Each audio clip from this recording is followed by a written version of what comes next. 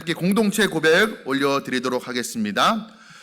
함께 고백합니다. 우리는 예수 그리스도를 구세주와 주인으로 삼고 하나님의 통치 안에 거함으로 우리 삶에 임한 하나님 나라를 경험하고 장차 완성될 하나님 나라를 소망하면서 일상 속에서 하나님 나라를 증거하는 하나님 나라 백성 공동체입니다. 아멘. 오늘 함께 은혜 받으신 하나님 말씀은 예레미야서 29장 11절부터 14절까지 말씀입니다. 예레미야 29장 11절에서 14절까지 말씀으로 구약 성경 1097년 전후에 기록되어 있습니다. 구약 1097년 전후에 기록되어 있습니다.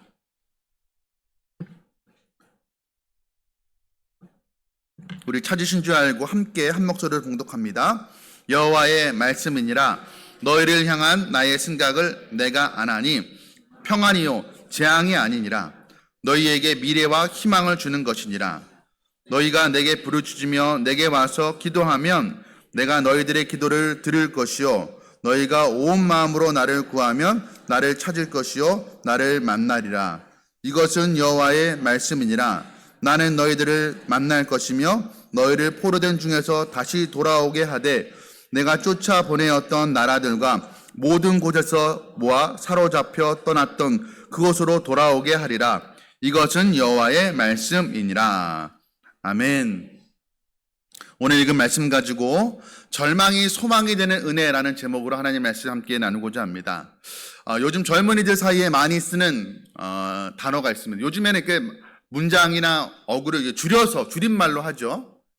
그런 말인데 이생망이라고 합니다. 이생망. 한 번쯤은 아마 들어보셨을 것 같습니다. 이렇게 우리 청소년들, 청년들은 웃는데 안다는 것이죠. 무슨 뜻이냐면 이번 생은 뭐예요? 이번 생은 망했다라는 겁니다. 이번 생은 망했다. 좀 우픈 그런 말이죠. 아무리 노력해도 변화가 되지 않는 현실, 아무리 내가 열심히 살아도 극복할 수 없는 현실을 두고 이 젊은이들이 하는 게 말인 것입니다. 어떻게 보면 굉장히 절망스러운 말인 것이죠. 그런데 이 절망스러운 상황이라는 것은 젊은이들뿐만이 아닙니다. 우리 기성세대들 어른들도 마찬가지죠. 세대를 뛰어넘어서 어린아이든 청소년 젊은이든 간에 나이가 많든 간에 사는 게 참 쉽지가 않은 것이 사실입니다. 단순히 먹고 사는 문제만 어려운 것이 아니죠. 살림살이의 어려움만 있는 것이 아닙니다.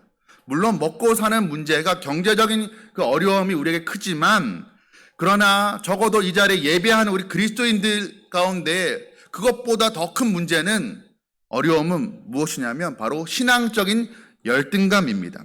무슨 말인고 하냐면 그래도 내가 나름대로 하나님의 은혜로 구원받아서 신앙생활 하는데 다른 건 그렇다 치더라도 내 신앙만큼은 믿음만큼은 좀 하나님께 인정받는 그런 삶을 살아가고 싶은데 신앙에 나름대로 열심을 내지만 늘 제자리인 것 같은 나 자신을 볼 때 너무나 작은 시험과 유혹에도 쉽게 넘어지는 우리 자신을 볼 때 그만 낙심이 되는 것이 사실입니다. 내가 그냥 이렇게 살다가 끝나버린 인생인가? 그런 고민들이 든다라는 것이죠. 이런 신앙적인 열등감을 가지고 우리가 살아갈 때가 많이 있습니다.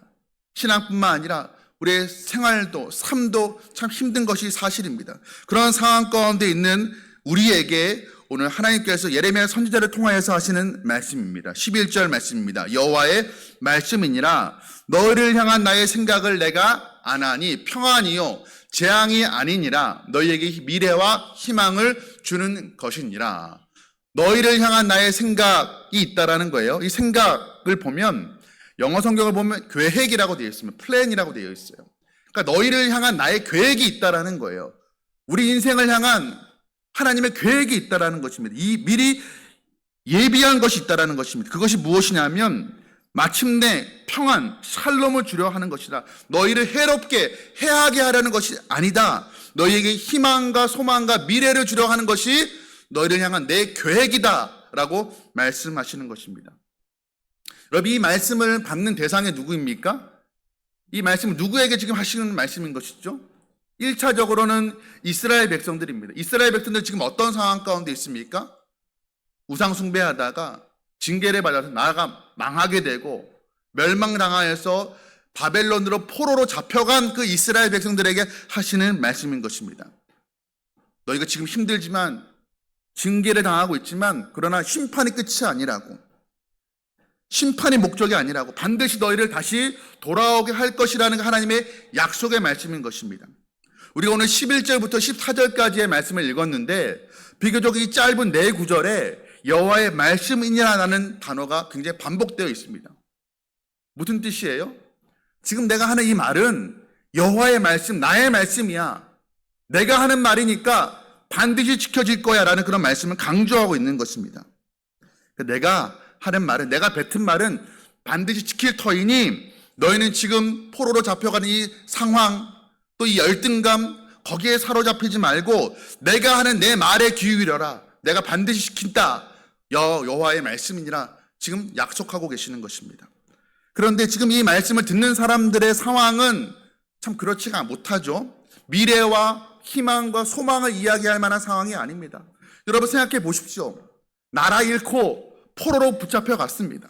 그런 사람들의 삶에 무슨 소망, 무슨 희망, 무슨 미래가 있겠습니까? 그러니까 하나님 말씀하시는 것과 이스라엘 백성들의 그 상황과 그 생각이 다른 거예요.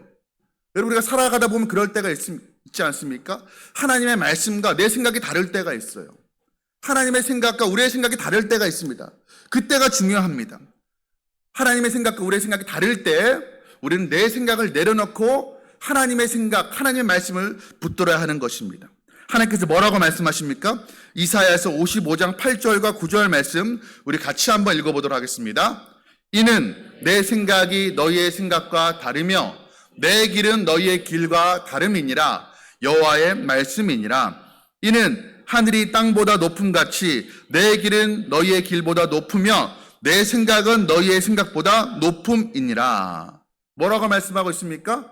내 생각과 너희의 생각이 다른데 여러분 당연하지 않겠습니까? 창조주의 생각과 피조물의 생각이 같을 수가 없는 것이죠. 그 간극이 있는 거예요. 그런데 너희의 생각과 내 생각이 다른데 무엇이 훨씬 더 좋다라는 것입니까?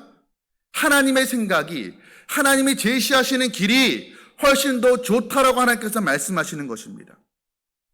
그러므로 우리 생각으로는 하나님의 말씀이 이해가 되지 않을 때 그때가 중요한데 그때는 우리가 믿음으로 내 생각보다 하나님의 생각이 훨씬 더 좋다라고 신뢰하고 하나님의 말씀을 우리는 선택해야 하는 것입니다.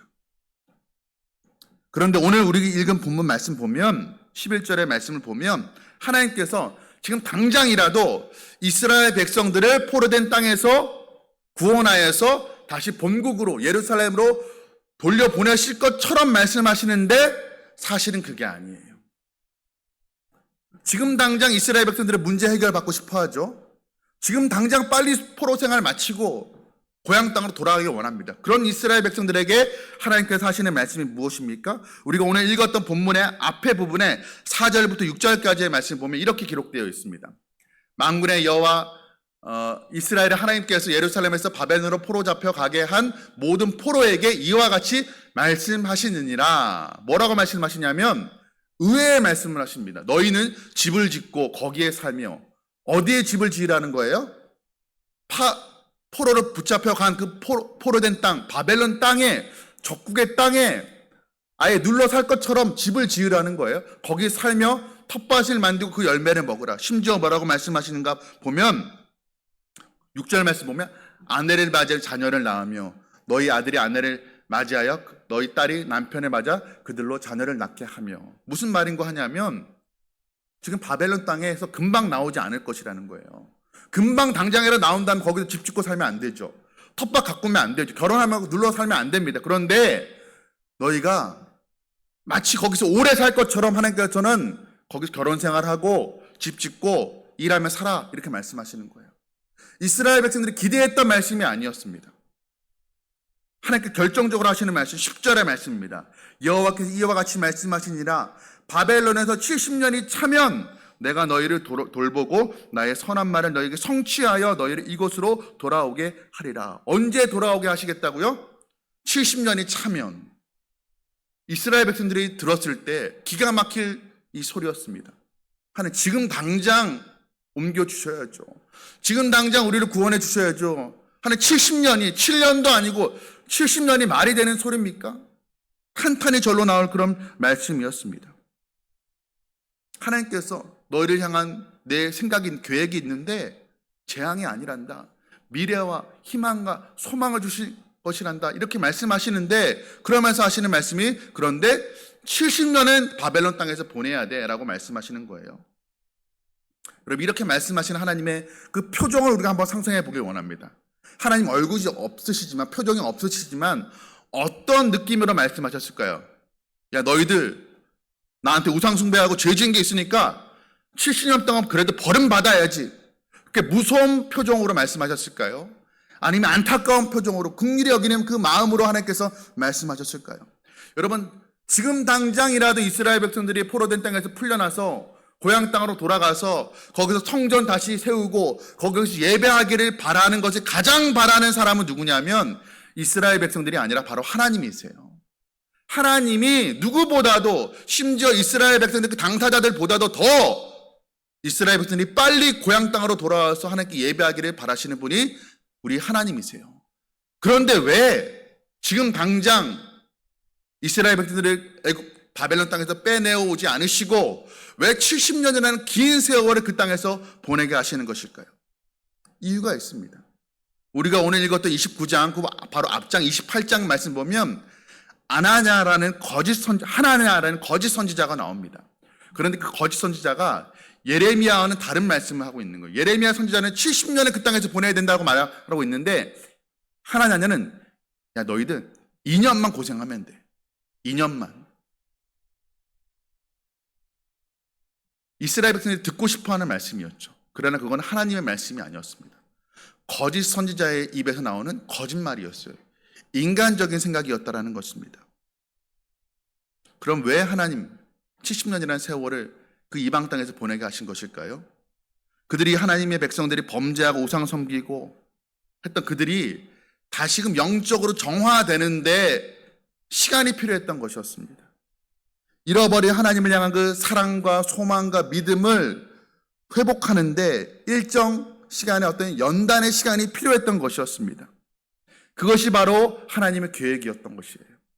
여러분 우리를 향한 하나님의 계획이 있고 정한 시간이 있습니다.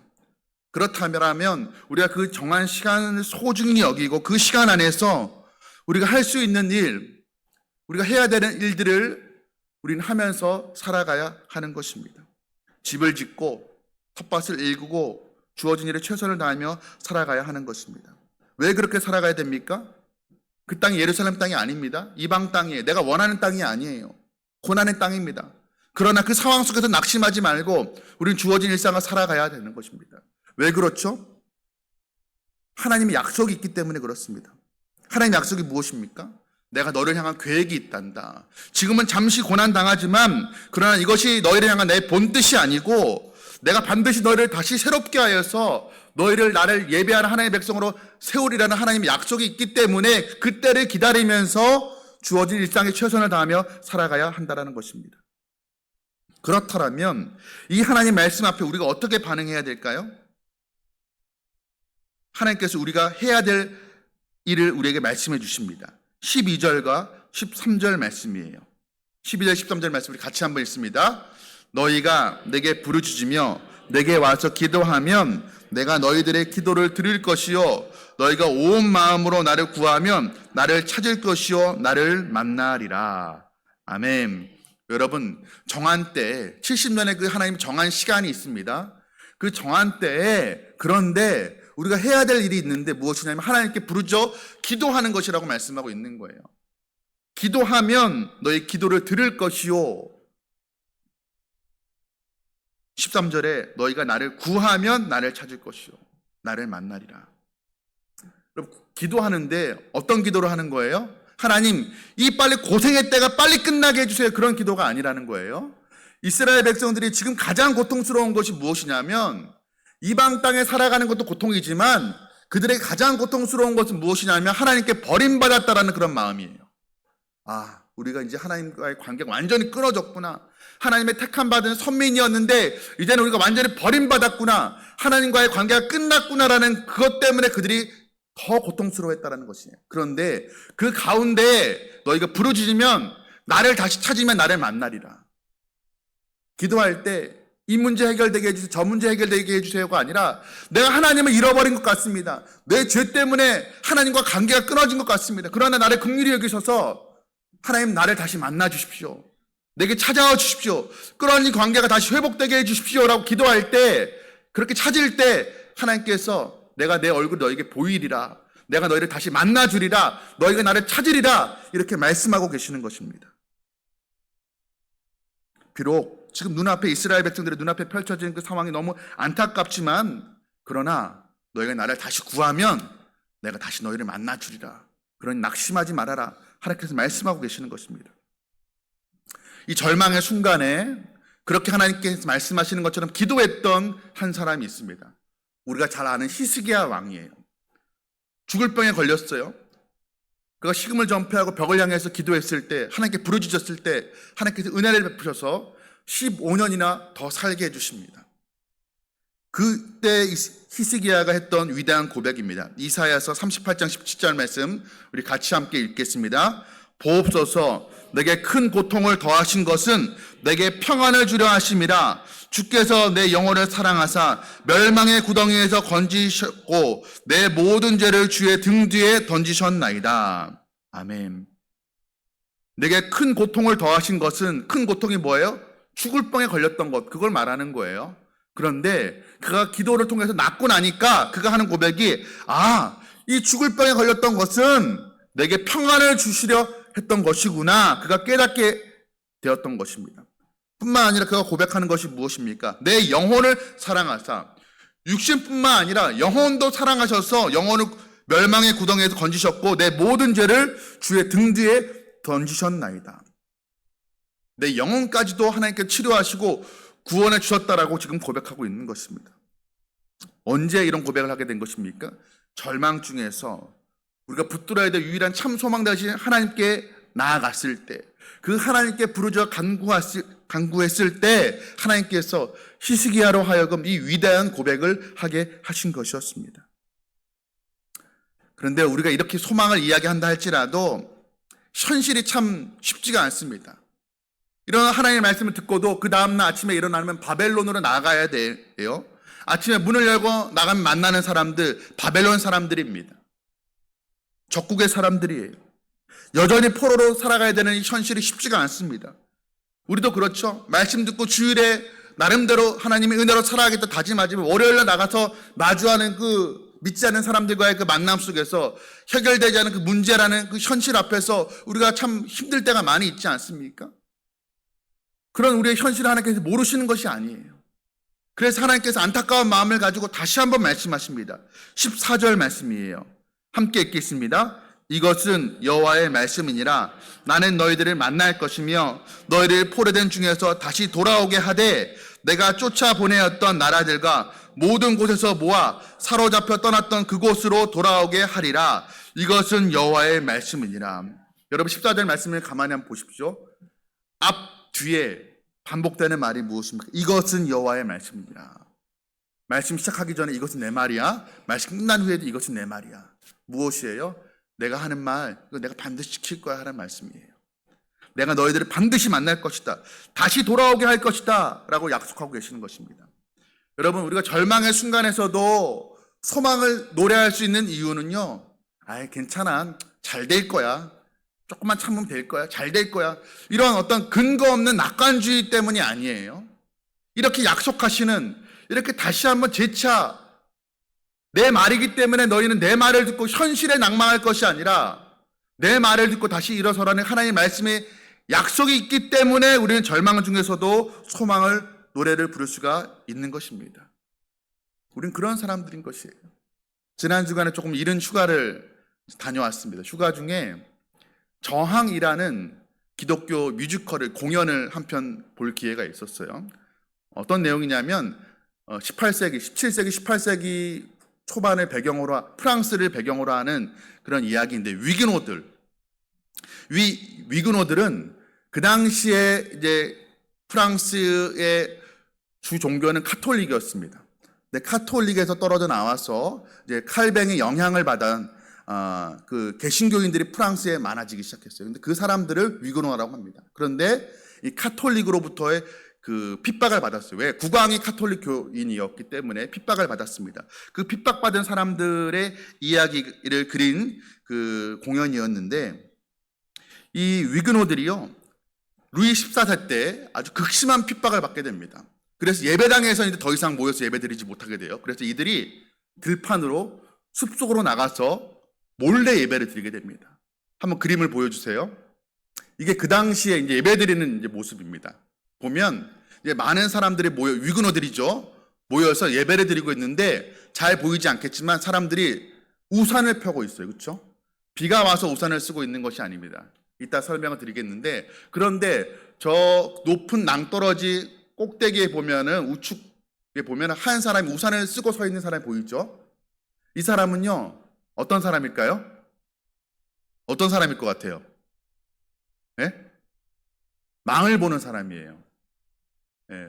루이 14세가 그 위그노들 체포하라고 그 만든 기병대들이 달려오면 멀리서 말발굽 이제 먼지 구름이 일어나게 되면은 그걸 보고 높은 곳에 있는 사람이 어떻게 하냐면 우산을 접습니다. 그 우산을 접으면 저 밑에 있는 사람 중에 또 한 사람은 항상 계속 예배 드리면서도 위에 망 보는 사람을 파수꾼을 보고 있어요. 그럼 그 우산을 접는 것을 보는 동시에 자신도 우산을 접으면 소리를 칩니다. 그러면 그 당시에 예배하던 모든 사람들이 우산을 접고 이제 각자 미리 그 피신하기로 그 정해놨던 그 약속 장소로 다 흩어지고 도망가게 되는 거예요. 이 사람들은요, 이렇게 예배하다 붙잡히는 경우도 있었겠죠. 붙잡히면 처형당하기도 하고 감옥에 가게 되는 것이에요. 이들은 생명을 걸고 예배를 드렸습니다. 그래서 이 위그노들의 이 예배를, 이 교회를 광야교회라고 했습니다. 광야교회. 그리고 이 우산이 광야교회의 상징, 위그노들의 상징이 되었습니다. 그런데 이렇게 예배하다가 붙잡히면 감옥에 가게 되는데, 여자 위그노들이 갔던 감옥이 있었습니다. 보면 이 콩스탕스 탑이라고 하는데 보시면 창문도 없어요. 원래는 군사 요새였습니다. 보시면 건물에 잘 보이지 않게 실같이 검은 줄이 가 있는데 그게 창문이에요. 이른바. 그러니까 안쪽에서 군인들이 그 얇은 그 창문으로 총구를 내놓고, 너무 창이 넓으면 적이 총을 쐈을 때 내가 피해를 입게 되니까 총구만 들어갈 정도의 그 구멍을 내놓고 이제 그 적과 싸웠는데, 원래 요새였던 곳인데 이곳에 이제 죄수들을 가두게 됩니다. 넓지 않은 공간이에요. 두 층으로 이루어져 있습니다. 하층과 상층으로 이루어진 이 공간에 여자 위그노들을 수십 명 정도 이제 가두어 두었습니다. 그런데 여기에 마리 듀랑이라는 여인이 들어가게 됩니다. 죄목이 무엇이었냐면, 오빠가 피에르 듀랑이라고 개신교 목사였습니다. 위그노들의 지도자였어요. 그러니까 오빠가 위그노들의 그 지도자, 그러니까 우리로 치면은 독립운동 집안이에요. 그러니까 오빠가 독립운동가니까 여동생 붙잡혀 간 거예요. 19살 생일 맞기 하루 전 18살의 나이에, 그래서 우리 청소년들 그 나이 때에 감옥에 붙잡혀 들어가게 됩니다. 식사를 줄 때마다 유혹을 해요. 큰 죄를 지은 거 아니기 때문에, 흉악범이 아니기 때문에 너 카톨릭으로 개종한다고 약속만 하면 너 금방이라도 나갈 수 있어. 저문 나갈 수 있어. 나갈 수 있는 유일한 방법이야. 개종하면 돼. 식사 때마다 빵을 주면서 유혹을 합니다. 그런데 그때마다, 그 극심한 유혹이 올 때마다 이 마리 듀랑과 함께했던 여인들이요, 돌바닥에 날카로운 것으로 글씨를 썼습니다. 그게 나중에 후대에 이제 그곳에 방문했던 사람들에 의해서 이제 발견이 되는데, 한번 사진을 보여주십시오. 저것이 무엇이냐면 이제 환풍구예요. 그 하층부에 천장에 붙어 있는 환풍구인데 2층 이제 상층부의 바닥이 되는 것이죠. 그 바닥에 그 구멍을 통해서 밑에서 음식을 끌어올리고 했는데, 그 구멍에 돌로 잘 보이지 않지만 레지스테라고 쓰여 있습니다. 저항하라. 그 유혹이 올 때, 야, 지금이라도 카톨릭으로 개종한다고 약속만 하면 당장 나갈 수 있어. 또 같이 고향 땅으로 돌아갈 수 있어. 가족들 만날 수 있어. 그 유혹 앞에서 그들이 저항하라. 빵을 먹는 것을 내려놓고 날카로운 것을 들어서 그렇게 돌바닥에 새겼던 것이에요. 그래서 훗날에 이제 프랑스 2차 세계대전 때 그 프랑스인들이 나치 독일에 저항하는 그 게릴라 그 운동을 했을 때 그들의 이름이 바로 이 레지스테에서 따온 레지스탕스였습니다. 여러분, 이 마리 듀랑이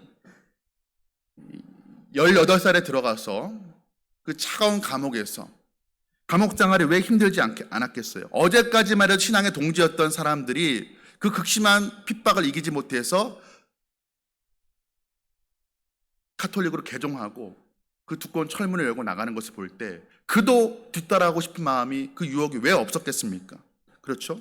그런데 그때 그 인내의 한계에 다다를 때마다 그녀는 욥기 13장 15절 말씀을 인용하여서 고백했다고 합니다. 주여, 주께서 나를 죽이실지라도 나는 오직 주를 바라나이다. 하나님을 향한 소망을 그는 거두지 않았습니다.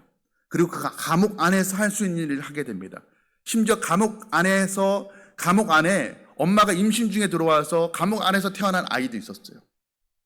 감옥에서 나서 감옥에서 청소년이 된 아이도 있었습니다. 그 아이를 돌보는 거예요. 신앙으로 돌보는 거예요. 자기보다 몸이 아픈 여인을 돌봅니다. 신앙이 흔들리는 그 여인들을 믿음으로 독려합니다.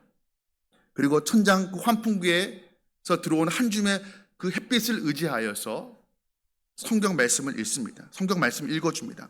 그렇게 무려 38년을 저 좁은 감옥에서 보내게 됩니다. 그리고 1768년 3월 31일 그녀의 청춘과 일생을 바쳤던 그 감옥에서 석방되어서 고향 땅으로 돌아와서 8년을 더 살다가 주님 품에 안기게 됩니다. 여러분, 누가 이렇게 이 절망스러운 상황 속에서도 소망을 잃지 않고 살아갈 수 있는 사람일까요? 하나님이 누구인지 아는 사람입니다. 하나님의 마음을 아는 사람인 것이에요. 우리 하나님 아버지께서 때로는 매를 들어서 우리의 종아리를 치지만 그것이 우리 하나님 아버지의 본심이 아니라는 것을 아는 사람이 절망스러운 상황 속에서도 소망을 잃지 않을 수가 있는 것입니다. 우리 하나님께서 이렇게 말씀하십니다. 이제 화면 내려주세요. 너에게 고난이 있다 할지라도 이것은 내 본심이 아니란다. 너에게 주려 하는 것은 재앙이 아니라 미래를 주려 하는 것이고 소망을 주려 하는 것이란다. 걱정하지 말아라. 내가 너를 향한 생각이 있단다. 계획이 있단다. 낙심하지 말아라. 하나님께서 우리에게 말씀하시는 것입니다. 참, 그럼에도 불구하고 참 소망을 품기가 어려울 때가 있습니다. 그때가 중요해요. 그때가 바로 기도해야 될 때입니다. 절망 중에서 하나님을 향한 소망이 희미해져 나간 그 순간에 그때가 바로 하나님께 기도해야 될 때인 것이에요. 주님, 이 고난이 다 지나고 난 뒤에 내가 정금과 같이 나오기를 간절히 소원합니다. 그렇게 기도해야 될 때입니다. 여러분, 다가오는 시련이 있다면 그 시련을 피할 것도 아니고 그 시련을 너무 묵상할 것도 아니에요. 그 시련 가운데 우리가 다시금 주님을 바라보면서 주님을 묵상하면서 주님께 기도해야 될 때인 것입니다. 여러분, 아무리 생각해도 내 인생이 참 내 생각처럼 펼쳐지지 않는 그때, 참 그때가 이 말씀을 기억해야 될 때인 것입니다.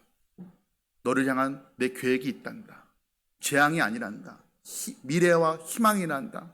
그러니까 우리가 이 말씀을 기억해야 될 것입니다. 여러분, 우리는 진실로 하나님으로부터 참된 소망을 받은 사람들이 있죠. 유일한 우리의 참된 소망이 무엇입니까? 바로 예수 그리스도이십니다. 우리의 유일한 참된 소망 대신 예수님께서 우리에게 재앙이 아니라 평안을 주시기 위해서, 미래와 소망을 주시기 위해서 하신 일이 무엇입니까?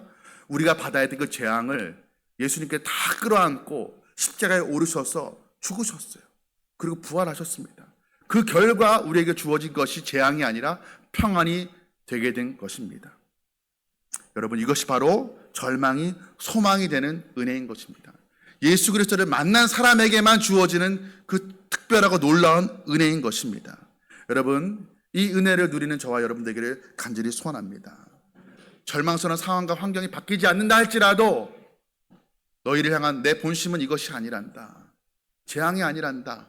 소망이란다. 희망이란다. 미래란다. 말씀하시는 그 주님의 음성을 듣고 다시 일어나길 간절히 소원합니다. 한 가지 부탁의 말씀을 드리도록 하겠습니다. 우리가 절망 중 소망 되시는 참 소망 되신 예수님을 정말로 우리가 만났다라면, 우리 절망 중에서 소망을 품게 되었다라면, 이제는 우리 절망 가운데 있는 사람들, 그 사람들을 우리가 위로하고 격려해야 될 그 책임이, 그 사명이 우리에게 주어진 것입니다. 광고 시간에 말씀드렸습니다. 우리 필리핀의 민다나오 섬의 바자오 종족들, 빈민으로 살아가지만 예수님 만나서 예수님 앞에 기도하는 것, 예배하는 것 유일한 낙으로 삼고 살아가던 그 사람들의 예배당이 사라져 버렸습니다. 지진으로, 화재로 인해서 한순간에 사라져 버렸습니다. 여러분, 우리가 그들을, 절망 가운데 있는 그들을 우리가 생각하지 않을 수가 없는 것이에요.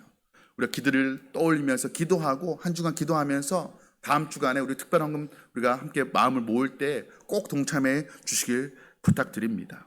여러분, 우리의 연약함 때문에, 우리의 부족함 때문에, 우리의 악함 때문에 우리가 단 한 번의 인생 너무 낙심하며 살아가지 않길 간절히 소원합니다. 너무 절망 가운데 살아가지 않길 간절히 소원합니다. 우리의 연약함과 부족함 때문에 낙심하고 아파하고 실망하는 것이 아니라 우리에게 말씀하시는 그 하나님, 약속하시는 그 하나님의 말씀을 듣고 다시 일어서는, 그래 주님께서 맡겨주신 이 사명 감당하며 살아가는 저와 여러분 되시기를 주님의 이름으로 축복합니다. 우리 시간 함께 찬양하고 기도하도록 하겠습니다. 주만 바라볼지라. 우리 절망스러운 상황 가운데서도 우리 소망 되시는 주님을 바라보면서 우리 함께 이 시간 찬양하고 기도하며 나가도록 하겠습니다.